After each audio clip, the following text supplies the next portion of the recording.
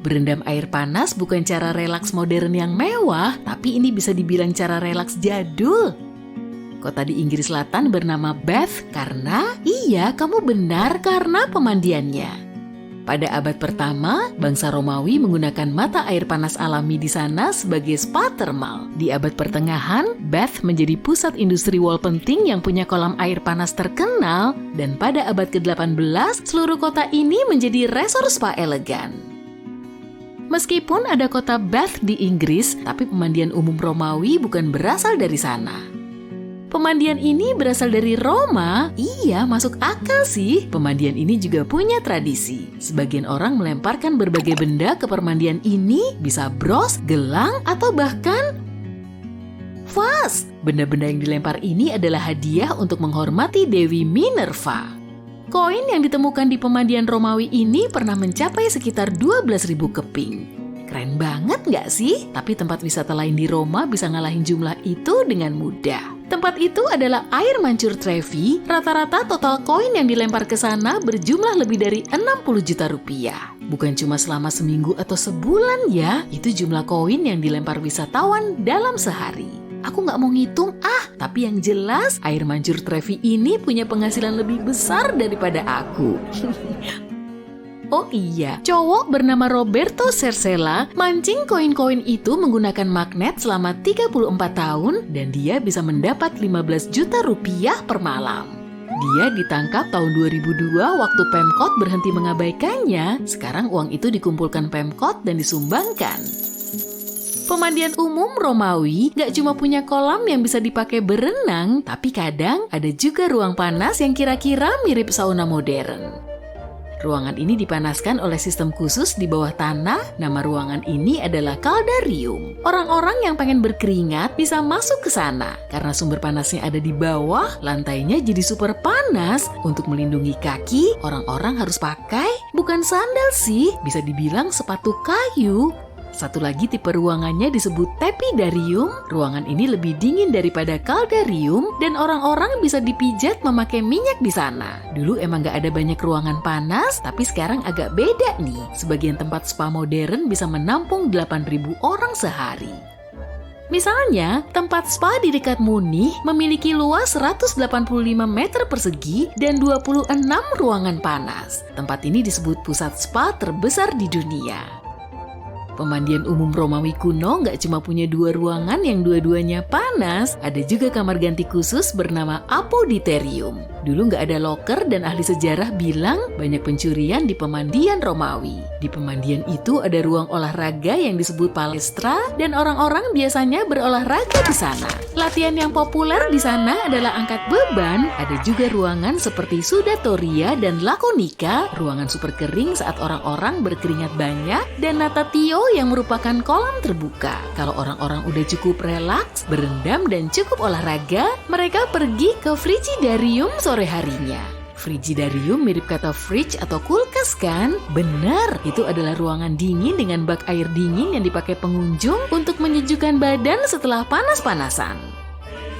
Kita kembali ke Roman Baths di Inggris. Maaf, tapi sekarang kamu nggak boleh berenang di sana. Masalahnya pada tahun 1970-an, ada bakteri berbahaya yang ditemukan di pemandian itu, dan bakteri itu menjadi penyebab penyakit parah seorang cewek yang berenang di sana. Setelah peristiwa tragis itu, semua orang dilarang berenang di sana.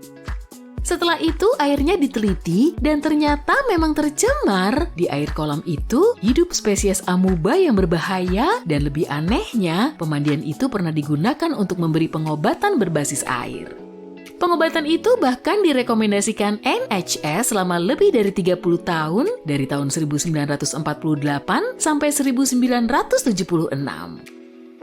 Orang yang pengen aman berendam air panas, ada banyak pilihan lain nih. Misalnya kamu bisa pergi ke Hungaria. Negara ini emang gak punya pantai, tapi di sana ada banyak sumber air panas, jumlahnya sekitar 1.300. Ibu kotanya Budapest bahkan punya 123 sumber air panas. Musim gak berpengaruh kalau kamu mau berendam air panas sudah menjadi bagian dari budaya nasional di sana, dan budaya ini berasal dari zaman Romawi. Pemandian Hungaria sama kerennya dengan pemandian Romawi. Lihat aja, ini Gellert Furdo Trigo, katanya tempat ini adalah salah satu pemandian paling elegan di dunia. Mosaik ubinya keren banget. Kolomnya yang rumit ada. Langit-langit dengan fresko, mantap. Menariknya di perairan panas Hungaria nggak cuma ada mata air panas, tapi bahkan ada danau air panas. Namanya Danau Hevis. Air di sana cukup panas untuk dipakai berendam, bahkan pada musim dingin. Emang sih kamu gak bakal berenang 1 jam di sana, tapi bisa nyebur bentar. Ada bunga teratai juga loh di permukaannya. Danau air obat ini memiliki luas 40.000 meter persegi. Jadi kamu bahkan bisa melihat perahu di sana, soalnya danaunya luas banget. Oh iya, di pemandian Romawi, orang-orang gak cuma membersihkan diri, berenang, dan relaks, tapi mereka juga makan-makan, berinteraksi, dan bersenang-senang. Jadi saat orang Romawi pergi ke pemandian, mereka biasanya makan berbagai camilan seperti buah dan kue, tapi bahkan ada yang makan tiram. Biasanya ada juga yang main game seperti tabula, yaitu permainan papan kuno, dan di sana juga ada ruangan cukup luas untuk bermain bola. Orang Romawi suka permainan bernama Trigo. Permainan ini dimainkan 3 orang dengan 3 bola. Semua aktivitas ini dilakukan di ruang olahraga palestra. Ingat kan? Kalau buat kebersihan, orang Romawi emang gak punya sabun mewah dan penggosok kayak kita sekarang. Salah satu produk yang paling populer adalah minyak. Lihat nih, kamu lihat logam berbentuk aneh itu? Namanya strigil, itu semacam wosla purba. Prosedur mandi pada zaman dulu memang agak beda. Sekarang kita melapisi tubuh dengan sabun mandi dan menggosoknya dengan loofah, tapi beda pada zaman dulu. Orang Romawi melapisi tubuh mereka dengan minyak. Minyak itu akan melunturkan kotoran di kulit mereka, lalu mereka mengikis minyak dan kotorannya.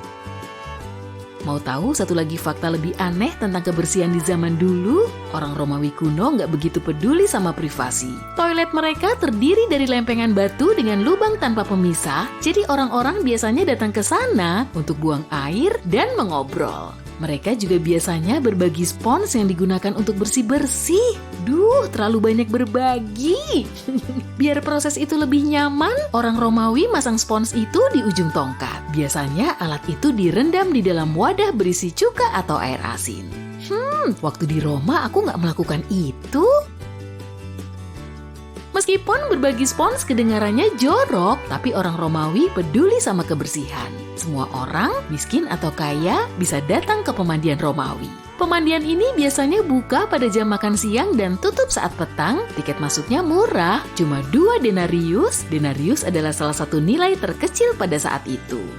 Agak susah sih mengubah harganya ke mata uang sekarang, soalnya denarius nggak punya nilai moneter sekarang. Tapi ahli sejarah bilang nilainya nggak seberapa pada hari-hari tertentu. Misalnya pada hari libur, tiket masuk pemandian ini gratis.